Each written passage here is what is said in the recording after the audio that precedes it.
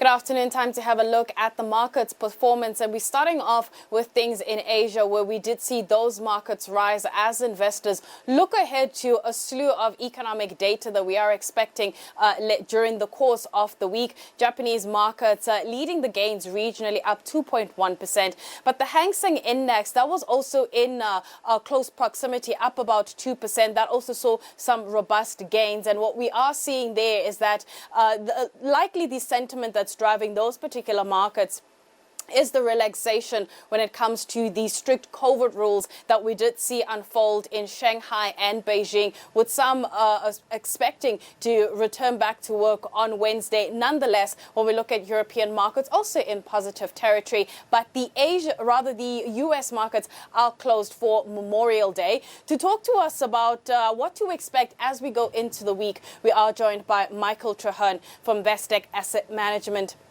Michael, thank you so much for your time. Let's check in on the JSE. We're seeing positive sentiment in Asia. We're seeing the same kind of feel through coming into the European markets. And I'm wondering what's driving our markets higher at this point.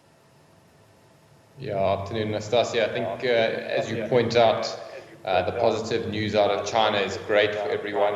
Having a China that is consuming and manufacturing is good for the global economy, particularly looking at our local market, the likes of Naspers and Process up over 5% is quite a big driver.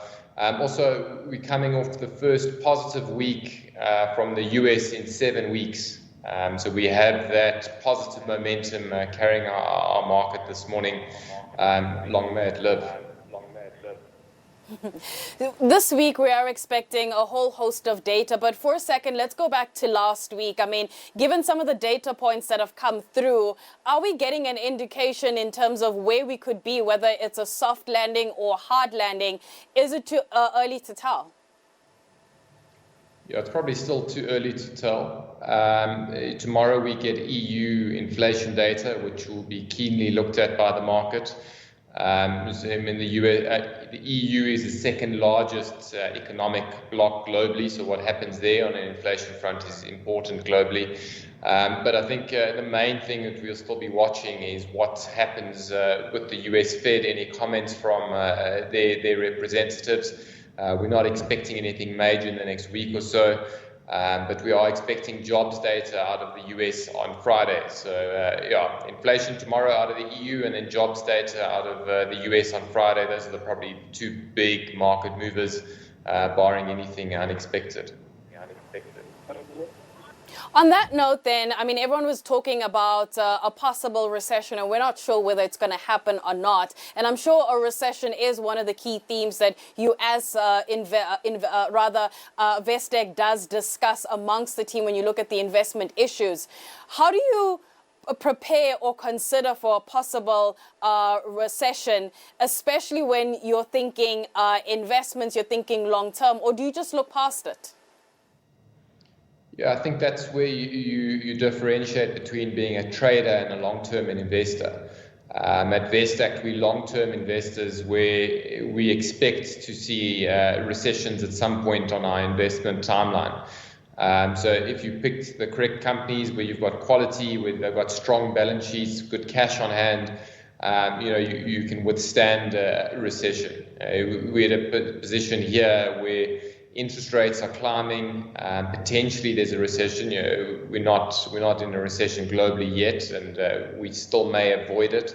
But with interest rates going up, with economic activity slowing, this is where it's a sorting between the companies that have solid balance sheets and that can sustain these tough periods, and the companies that were more fly by night. And I think if you're in the more high risk fly by night companies, maybe it's time to move out of it into something that's slightly more conservative. But I think here, as a long-term investor, you look past the short term and make sure that whatever you hold can be held for the long term. As Buffett says, don't buy anything that you wouldn't hold for 7 years. Assume the stock market's going to close tomorrow for 7 years. Would you be happy to own whatever you own today? And if the answer is yes, then I think you're well positioned. Speaking, let's bring things locally but going into the second half, how concerned are you about inflation dynamics? Hello? Yeah, so locally, we're seeing imported inflation, very high oil price, particularly in rands.